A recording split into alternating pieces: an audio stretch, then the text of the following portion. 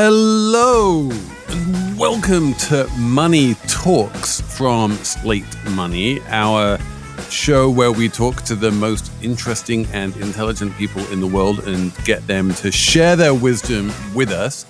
I'm Felix Salmon of Axios, and today I am joined by Quinn Slobodian. Quinn, welcome. Very good to be here. Thank you. Introduce yourself. Who are you?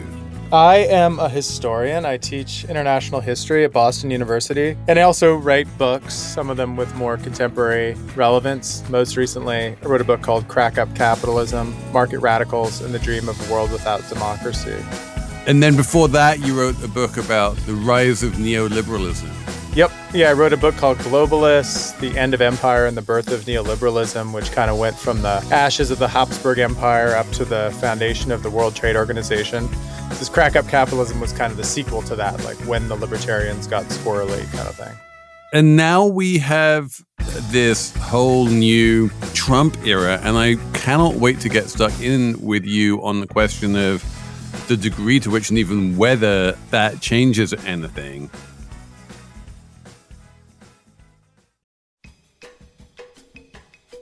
Fiscally responsible, financial geniuses, monetary magicians. These are things people say about drivers who switch their car insurance to Progressive and save hundreds. Visit progressive.com to see if you could save. Progressive Casualty Insurance Company and Affiliates. Potential savings will vary. Not available in all states or situations. Every day, thousands of Comcast engineers and technologists, like Kunle, put people at the heart of everything they create. In the average household, there are dozens of connected devices. Here in the Comcast family, we're building an integrated in-home Wi-Fi solution for millions of families like my own. It brings people together in meaningful ways. Kunle and his team are building a Wi-Fi experience that connects 1 billion devices every year. Learn more about how Comcast is redefining the future of connectivity at comcastcorporation.com/Wi-Fi. Let's fast forward through the Habsburgs and the World Trade Organization and get to the little sort of micro states and free ports and all of the rest of it that were the subject of crack-up capitalism. There was a lot in your book about sort of Peter Thiel and seasteading and this sort of dream of sort of capitalist autonomy. And we know that crowd, that Silicon Valley crowd, is incredibly influential in the current Trump administration. So I guess that's a good place to start is like, where are we right now? And do you see that just accelerating? Yeah, so that book, the Crack-Up Capitalism book, does begin with Peter Thiel. In 2009, he has a couple of pretty epic public interventions. One is to say that he no longer thinks democracy and economic freedom are compatible. Therefore, he thinks we need to no longer do politics the usual way, but figure out ways to exit and escape existing forms of politics. And then he starts to sort of put some flesh to the bones of that idea by funding, among other things, the Seasteading Institute, which was created by Milton Friedman's grandson, Patri Friedman, with the idea of setting up these sort of ad hoc new polities on decommissioned oil rigs or barges, all in the interest of, in Thiel's mind, greatly multiplying the number of polities in the world. So he hoped that there would be, several thousand places where people could live, capital could hide, experimentation could happen, offshoring of a whole new accelerated kind could take place. That was where his head was at circa 2009. I think that, those of us who have been following people like Peter Thiel in the last few years know that he made a pretty hard conversion to MAGA and the Trump cause, speaking at the Republican National Convention, sitting on Trump's transition team in 2017. And my read of that through the book is that the easier thing than starting your own state is just taking over an existing one. So the Silicon Valley vision that used to be about exit and creating startup societies on kind of far-flung Caribbean islands has now been scaled up considerably by focusing its attentions on how the American government can be kind of retrofitted for their material interests. Right. So the idea is you don't need to create your own little baby polity in the East Bay if you can just turn all of the United States into Hong Kong. Effectively. Exactly, because if you look at the kind of things that they say in their many online talks and slide decks and so on, They actually, people like Balaji Srinivasan, who's also close to this circle of sort of Silicon Valley tech right people, they'll often make reference to things like the American Revolution or the Constitution as having been early examples of kind of startup societies. And the Constitution they just see as a kind of rather outmoded operating system for what needs to be updated. The latest interview that Curtis Yarvin, aka Mencius Moldbug, did for the New York Times suggested similarly that FDR had, in his mind, run the United States like a startup during the New Deal. So the idea of running the US like a startup society, scaling up those small experiments and just doing it at the level of the continental United States is something that they've been toying with. And now I think, to the great exhilaration of many of them, have this kind of chance to make their dreams come true. So in my mind, if I think of the Hong Kong model or the Singapore model or whatever Paul Romer was up to in Honduras or any of these kind of things, it's all about locating yourself within this incredible global flow of goods and capital. And that seems to be profoundly in opposition to the MAGA drive to, of sort of isolationism and tariffs and reshoring and all of that kind of thing. Has anyone even attempted to square these two things? Yeah, no, I absolutely see what you mean. And the charm of a place like Dubai or Singapore is partially its scale, its smallness, right? The fact that it could be kind of quickly transformed and it could sort of follow the tides of the demand of the global export market. You could just build out new sectors kind of overnight, and there was no friction of things like labor laws, legacy institutions that might stand in the way. So I think it depends on how you look at the United States. There is a tendency, I think, to imagine a kind of centralizing thrust in the MAGA vision, that it's about, reinforcing America as one kind of block. But I think that the Silicon Valley folks, the Andreessens and the Thiels and Raboises and Musks, they see America perhaps a bit more accurately as a kind of itself, an archipelago of very diverse jurisdictions, different sets of tax incentives and inducements, different kinds of social and political laws from state to state, and even from city to city. And the way that they've been voting with their feet, moving from San Francisco to Texas or Miami since 2020 especially, has shown how much flex there is there, and seeing America itself as a kind of a galaxy of alternative microspaces. And I think their program, as they're bringing it into the Trump coalition, is also based on that idea. It might speak a language of sort of top-level America, but it's about decentralizing decision-making. It's about kind of putting different parts of America into competition with each other for scarce mobile resources. And I think that it's, if anything, about draining central authority and power. Why else do you eliminate multiple federal agencies except to kick that down to the states and down to the county and city beyond that? So that's the internal logic, I think, to this move from seemingly an infatuation with small offshore islands to like this massive, almost continent-sized country. Where every state is its own offshore island, basically. Exactly. Which Donald Trump has been kind of gesturing in that direction. He's been talking about, abolishing FEMA. As you say, he's got this kind of Doge agenda to, make the government much smaller. Mm-hmm. But at the same time, he does seem to represent kind of the apotheosis of centralized decision-making. Everything is really happening in the Oval Office. He has this very central, almost, in Yarvin's term, monarchical figure. Mm-hmm. How does that square?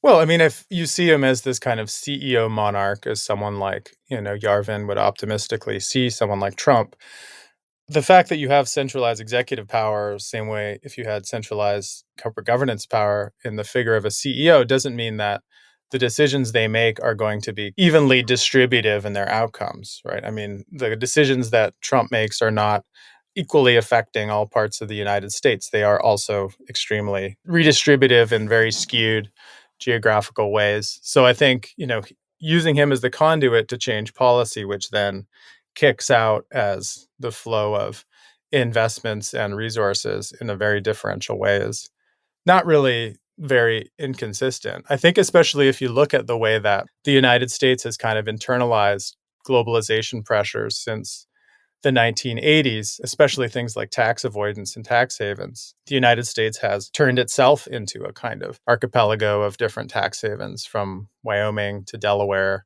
to the island of Manhattan, which has a kind of a different tax status. Donald Trump himself profited from this. I touch on this in the book, the idea of kind of using zoning and tax subsidies and tax holidays to induce developers to move back into inner cities was kind of how Trump rebuilt his empire in Midtown Manhattan. Once again, this is kind of like the state turns on the faucets to make the cash flow here rather than there. And you often do it because of reasons of, patron-client relationships with this or that politician, certain constituents you want to win back. So that, I think that having one hand on the tap, so to speak, in a strong executive actually makes it even easier to create a really unequal landscape. As you say, one of the sort of core beliefs of the Yarvin Thiel axis is that democracy is not fit for purpose in this kind of a world. So in their world, if we are creating this archipelago, I guess the idea is that really the decision making is being outsourced by the revealed references of the owners of capital. Well, I think that's what's interesting about this present moment, and how I think it's not quite just old style, make the state so small you can drown it in the bathtub style libertarianism. I think the vision of someone like Andreessen or Thiel or Musk does have sort of strains of Singaporean state-driven, technological export-oriented investments. So that there is a vision, I think, of a strong hand of a state, not just neutrally rewarding people based on who can get the most efficiency or the lowest bottom line, but there is some kind of idea of the transformative capacity of a state informed by the private sector. So I think you can also see parts of how they understand the state as being co-optable in a kind of longer-term horizon of investment by the Stargate announcement recently, where Sam Altman and Masayoshi Son and Larry Ellison announced this $100 billion, perhaps notionally, imaginarily, $500 billion investment, next to Trump in the rostrum. It is a combination, I think, of, rewarding loyal constituents, finding the best bottom line for certain kind of low value chain forms of manufacturing or service production. But then at the upper end, I think there is some idea of how can you kind of pursue and push out like the frontier of productivity and innovation by having a state that listens to the makers, so to speak, like listens to the people that see themselves as having the best and most long-term ideas, which is the, of course, self-appointed kind of prophets in the world of kind of Sand Hill Road and the Silicon Valley VC class. And the idea is that those kind of billionaires sort of take upon themselves something of the sort of the role of running the society and allocating the capital, and they are the sort of the new monarchs. Well, I mean, they are the enlightened philosopher advisors to the monarch, right? I mean, I think that's the interesting kind of division of labor, right? I mean, it's not quite that Thiel or Andreessen or Musk want to themselves be the sovereign if they have someone who can do all of that ground clearing and consent building and legitimation that Trump has been amazingly so effective at doing. I mean, one thing I was thinking about recently is that I think that this alliance is coming about through a kind of misapprehension of what made the Chinese economic growth model so successful. Because China, too, kind of upends some of our assumptions about where power lies. Like, is it a highly centrally planned and organized economy, or is it a very decentralized economy where there's fierce competition among private enterprises for soft credit and support at the state level, and then some few winners sort of battle their way out of the pack? The assumption, I think, of an Andreessen or an Altman is that China's success was by a hand-picked number of enlightened oligarchs sort of getting the ear and the support of the great leader, and then, rolling out their enormous infrastructure project from Beijing out, or from the Beltway out in this case. But in fact, those people who study this stuff know that's not how China works, that it's more the latter. It's much more decentralized than it appears. There's actually a lot more kind of local level competition between private, semi-state, and state-owned actors. And it's not the case that, Jack Ma, to name someone who's recently dethroned, is just kind of ushered into Xi Jinping's office and then tells him, like, this is how we should structure the Chinese economy. So that is very much on the mind of people like Peter Thiel. He wrote a few years ago the preface to a reissue of The Sovereign Individual by William Rees-Mogg and James Dale Davidson, a kind of sacred text of the libertarian right. And in that, he said, basically, we have two challenges that they didn't foresee. We have China and we have AI. And I think this attempt to kind of use the locomotive of the federal government and the federal purse to outpace China, specifically in AI investment, is their attempt to kind of do state capitalism better than what they see as the current state capitalist competition. And what we have seen, just to make this very obvious, is since Trump's election, we've seen a very significant rise in Palantir stock from what was already basically an all-time high. Mm-hmm. And I think the rationale of the market there is exactly what you're talking about, which is that Peter Thiel is going to have Trump's ear and is going to be able to direct some of that sort of federal funding into AI and whatnot, basically through into Palantir. Absolutely. I think the interesting thing, too, is to compare, let's say, the relationship of Trump to people like Thiel to what immediately preceded him. So the Biden-Harris sort of interlude wasn't exactly bad for Silicon Valley, right? I mean, it was great. Exactly. The $500 million contract that Palantir signed with the Department of Defense, and that Anduril, Palmer Luckey's company, signed similarly, were Biden-era contracts. So this trend over the last few decades of outsourcing sort of the private service provision that the state used to do itself to people like Musk and SpaceX, to people like Palantir and Thiel, is something that's been like a secular trend through Democratic and Republican administrations.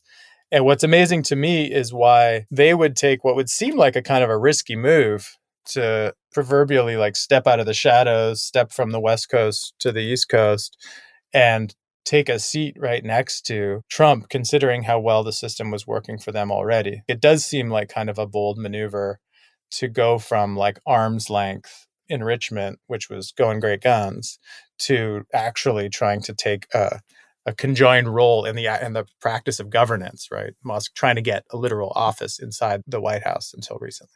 My theory on that one is that the Steve Bannon MAGA right is very skeptical of big tech in general, and that they felt that if they weren't inside the House, that Trump was a much bigger threat to them than Biden was.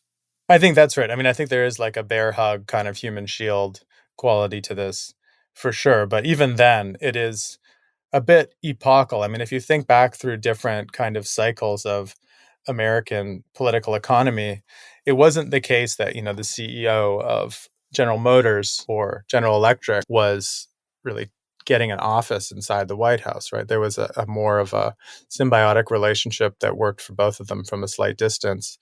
But I do think this kind of way that especially some of the people we've mentioned many times, the Andreessens, the Thiels, fancy themselves as kind of philosophers means that they are kind of impatient with anyone acting as their surrogate. And they sort of have this idea that only they can convey the truth and the orders directly to the new CEO king. We need to take a quick break, but when we come back, Quinn will explain to all of us how to interpret this desire that Trump has to take over the Panama Canal and Greenland.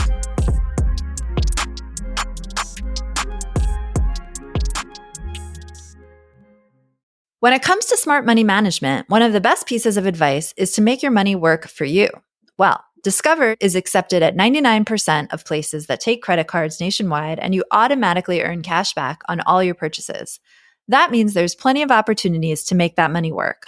So shop smarter, not harder, basically anywhere you go nationwide. It pays to Discover. Based on the February 2024 Nielsen report. Learn more at discover.com/credit card. When it comes to smart money management, one of the best pieces of advice is to make your money work for you. Well, Discover is accepted at 99% of places that take credit cards nationwide, and you automatically earn cash back on all your purchases. That means there's plenty of opportunities to make that money work. So shop smarter, not harder, basically anywhere you go nationwide. It pays to Discover. Based on the February 2024 Nielsen report. Learn more at discover.com/credit card. My dad works in B2B marketing. He came by my school for career day and said he was a big ROAS man. Then he told everyone how much he loved calculating his return on ad spend. My friends still laugh at me to this day. Not everyone gets B2B, but with LinkedIn, you'll be able to reach people who do. Get a $100 credit on your next ad campaign. Go to linkedin.com/results to claim your credit. That's linkedin.com/results. Terms and conditions apply. LinkedIn, the place to be, to be. This episode is brought to you by LifeLock.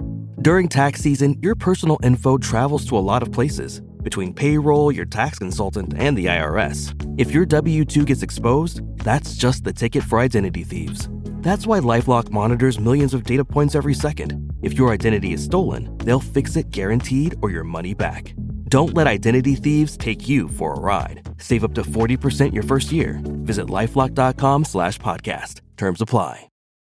Widening this out a little bit geopolitically, let me ask you about one of the bigger bees that Donald Trump has in his bonnet, which is that he really seems genuinely to want to annex the Panama Canal and the entire island of Greenland. This is the kind of thing that America has not done in living memory. So I think a lot of people are struggling to understand any kind of sort of historical context for this. But as a historian who's happy to talk about the Habsburg Empire, like, what do you make of that? Yeah, I think one actually does need to go back to the era of the end of the Habsburg Empire, because one of the kind of starting points of the globalist book that I described was that in the 20th century, you kind of had the creation of the puzzle of global governance, really, and global economic governance specifically. How do you reconcile, on the one hand, a world economy that's ever more interdependent and a world after empires in which the principle of national self-determination means you have ever more jurisdictions. So you have like this dense mosaic of patchwork of governments who think of themselves as being autonomous or independent.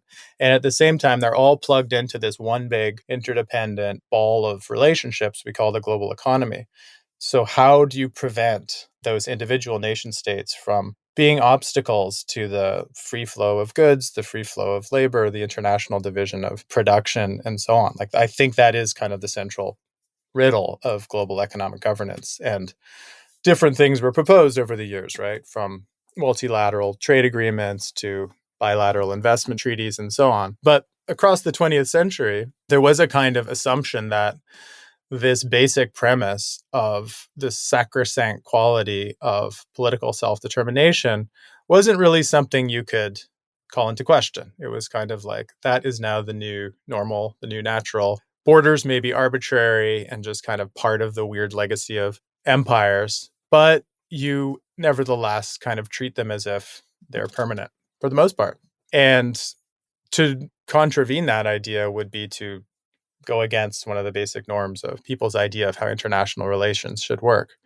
Of course, Putin is the one who, most obviously in recent memory has overstepped that by the invasion of Ukraine. That did come as a great shock to many people. But it wasn't too much earlier that the United States invaded Iraq on false premises in 2003. And similarly, threw to the idea of national self-determination into question. So Trump is not kind of operating out of a clear field here. And this is not quite a shot out of the blue. This is, I think, consistent with adventurous American foreign policy, extremely adventurous Russian foreign policy. And now we've upset that ground rule about the sanctity of national borders. And he, as a real estate developer, is just running wild with it. He sees geopolitics as real estate. And if you can offer the right price, then it's almost against the rules of the game that the seller should be able to say no. I think he treats Middle Eastern politics like a real estate deal too. And the fact that he sent a real estate guy as his special envoy to the Middle East supports that too. The fact that Jared Kushner is very active in real estate investment in the Albanian space and in the Gulf is part of that too. And it's extremely unsettling. Someone asked me recently what I thought the most kind of startling aspect of the early Trump presidency was from the point of view of a historian. And that's what I said. I said, the idea that he may actually annex Greenland against the will of a fellow NATO member and ally like Denmark it would be a kind of unprecedented transgression of norms, I think, in the 21st century anyway. And we all know that there's nothing that Trumpists love more than transgressing norms. So that makes it even more attractive in its own way. Yeah. I mean, usually, look, we've been here before. We had Trump 1.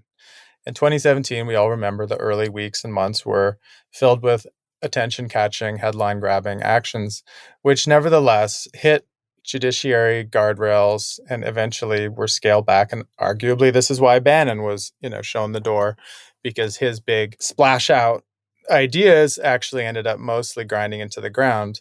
So we're used to him talking big and then kind of pulling back.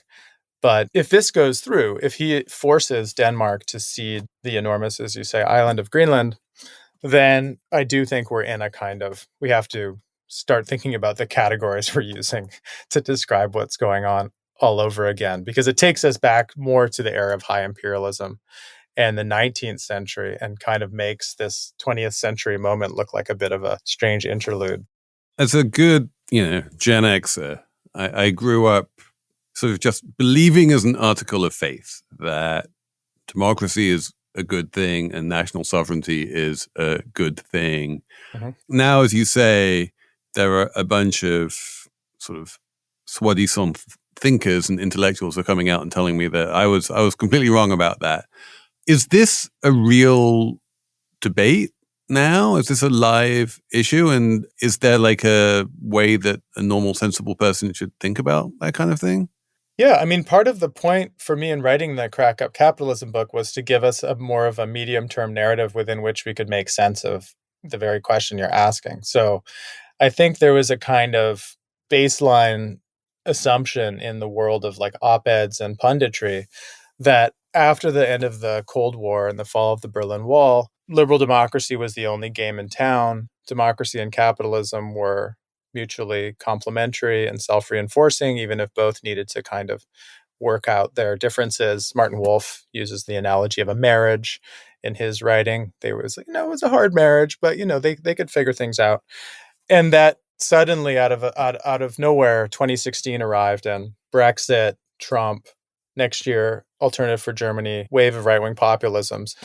Suddenly the era of peaceful democracy had been disturbed.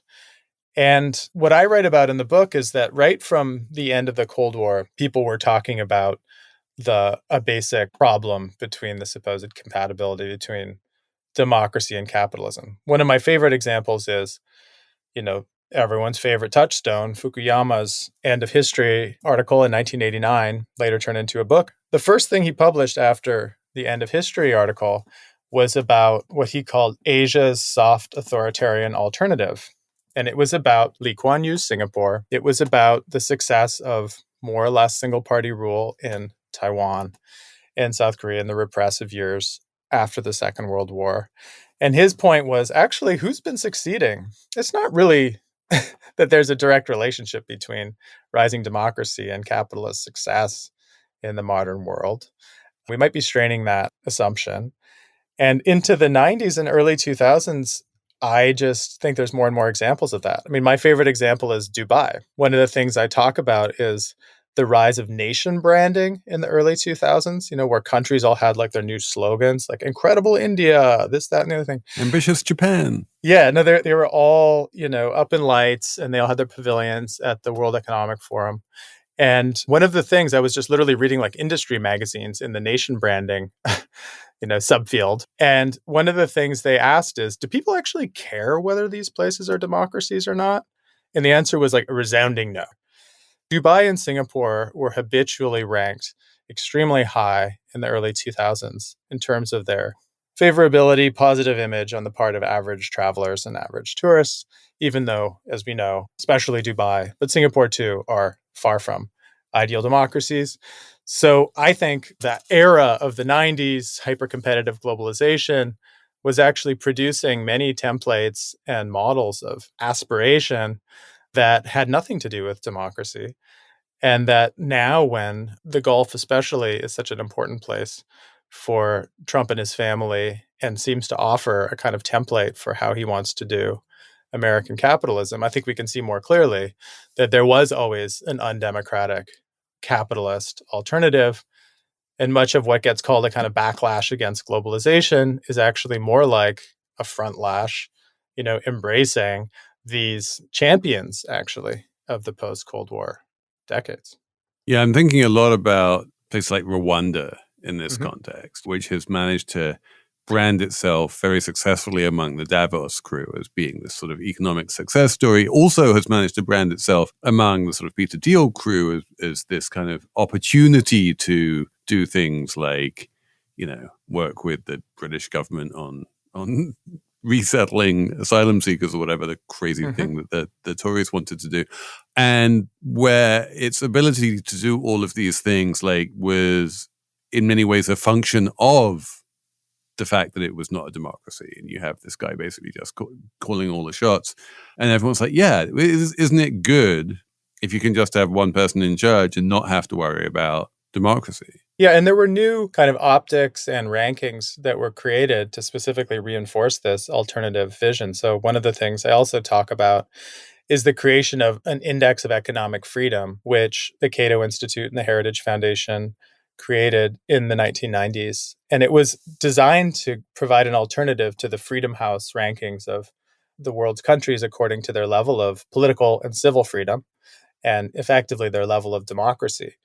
The neoliberal intellectuals, including Milton Friedman, Peter Bauer, Charles Murray, got together and quite literally said, this is not a good ranking of the world's nations. This is based on democracy. Democracy is often not the most important thing. In fact, why don't we rank the world according to levels of economic freedom? How easy is it to open a business? How much banking secrecy is there? Is there arbitration courts? How well is free trade protected? Is there a stable currency? And so they created their own rankings in the 1990s, and they explicitly kept democracy out of the indicators that they were using. And who was number 1 and 2, swapping places for 20 years? Hong Kong and Singapore, the places that were being held up as paragons of economic freedom. And when they did the retroactive version, really strange things happened. So at the height of military dictatorship in Guatemala and Honduras, when they did their retroactive rankings for the mid-70s, those countries were like in the top 10. Like the most economically free places were places that were literally, conducting civil war against indigenous people and disappearing large numbers of the political opponents. So for me, it's a pretty dystopian lens to see human progress through and to sort of evaluate global trends through. But I think it's on the rise. I think it's actually triumphant. And I think this is the optic and lens through which Kushner and the Silicon Valley boys kind of see the world in global history. I think we've all kind of forgotten the Biden years already, but if we can try and think back to that ancient history, was that narrative, was it also on the rise during the Biden years and now it's just being accelerated? Well, I think actually that the Biden years for historians will be quite interesting to look back at, because one of the things that was happening very actively, especially in the first year or so of the Biden administration internally, was a self-conscious attempt to overcome neoliberalism as such, using the term. Yeah, they definitely considered themselves to be sort of post-neoliberal in some way. They did, which is surprising. First of all, one didn't expect that coming from Biden. But, his cabinet and his internal advisory staff kind of got a form of entryism happen from the progressive think tanks. And suddenly these were the people kind of running things. There was enough consistency from Lighthizer approach to trade to Catherine Tai's that I don't think too much had to change, actually. In fact, a lot accelerated. Yeah, I mean, he famously kept all of the China tariffs that Janet Yellen had said were a terrible idea. Right. And then he makes her Treasury Secretary and they just stay. She lives with them. Yeah, no, and she actually legitimizes them and justifies them. So I think that the internal project of Bidenomics was actually very much counter to what I'm describing. I think that they intended to do something very different. They were, I think, trying to do economic nationalism in a more broad-based sense than just, using tariffs to funnel investment to clients in the low-tax states, which I think is basically what the new guys are doing. Why they were unable to succeed is another question, right? Was it contingent? Was inflation actually being accelerated by this level of spending? I don't know. What we do know is they had internal resistance from the kind of Summerses, but also the Manchins and the cinemas, which put the brakes on a truly transformative agenda. And also, arguably, they didn't have enough time for what they hoped for, which was like this virtuous cycle of investing in deindustrialized areas, producing new workers / democratic voters who would then, become the shock troops for a wonderful Bidenomic future. But I think that it was a project that was moving at cross purposes, actually, to the mainline trends of what I described since the end of the Cold War. Yeah. And those trends, I mean, I have to sort of briefly plug my own COVID book here. I do think that a lot of what we were seeing in terms of the sort of fragmentation and deglobalization and even the rise of individual autocrats can be traced in various ways back to the pandemic. A lot of international barriers went up overnight, even intranational barriers went up overnight, and a bunch of autocratic impulses were rewarded. From China to Vietnam to New Zealand, to Portugal, you could see people saying, oh, yeah, actually, I can see why having one person in charge making all of the decisions kind of makes sense in the context of you need to get everyone doing the same thing in order to bend the curve or whatever. Yeah, I mean, I think that it's one of those things that I've talked about this recently, but I think, in 2020, if we were all doing these conversations and writing op-eds, everyone was like, politics are going to transform overnight. Nothing will be the same again. And then when things kind of didn't transform that radically overnight, everyone made the opposite choice to say that, no, nothing changed, actually. There was no effect of COVID. But actually, the answer, I think, is somewhere between. And interestingly, for this conversation we're having, I think there were energies that were produced in both directions. I think that, COVID, on the one hand, did produce a sense of social collective sacrifice and, solidarity even, and a willingness to accede to an enlightened scientist government coalition to do things that preserved our common well-being and chances of survival that were obviously very inspiring to people who then said, why don't we now turn this towards a Green New Deal instead of just, containing the pandemic? But at the same time, as you say, it had also fragmenting effects, and the fact that you had a New England compact of states here and a compact of states in the Southeast that were suddenly sort of preventing free movement by their own citizens and hoarding PPE was, to the kind of crack-up capitalists like Balaji Srinivasan, was very inspiring too, because they're like, wow, look how fragile actually the connective tissue of a nation is. This could mean things can change overnight. We just need one sharp hit, and the whole thing is brittle enough that it can just fracture. And opportunities for exit have now been accelerated. So I think both projects were given hope and kind of, energy and octane through COVID. And right now, obviously, one rather than the other is winning. So Balaji was right, basically. The United States is quite brittle, and you can come in with a mallet, a Trump-shaped mallet, hit it in a strategic place, and it'll fracture into a million sort of micro-capitalist utopias. Yeah, I mean, I think, the reason why it makes sense to follow the rantings and ravings of someone like him or Elon Musk is because, they've managed to see the wave, obviously, and ride it in ways that have been, correct in their own terms of enrichment.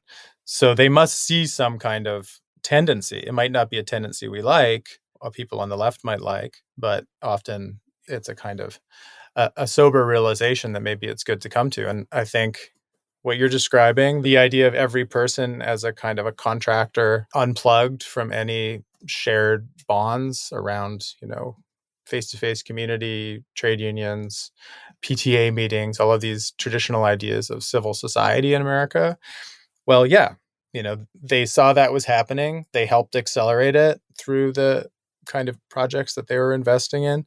And so it was a bit of a self-actualizing project. And I just think those two spirits are always kind of at battle with each other in the United States, and it's not foreordained that one side wins rather than the other. But what's interesting right now, I think, is that the ascendant project of the right is this one that sort of imagines using centralized state power not as an end in itself, but as a tool to, I think, accelerate and further the sort of individualization and fragmentation that we've been talking about. On which note, Quinn Slobodian, thank you so much for coming on Money Talks. I feel like I'm going to be having nightmares for the next 4 years about this, but I do think that you've done a magnificent job of contextualizing this for us and throwing it into extremely stark relief. Well, the good thing about nightmares is you wake up eventually, right? There you go. It'll all be fine in the morning. So thanks very much, Quinn Slobodian, for coming on this week. Thanks to Jessamine Molli for producing. And we will be back on Saturday with a regular Slate Money.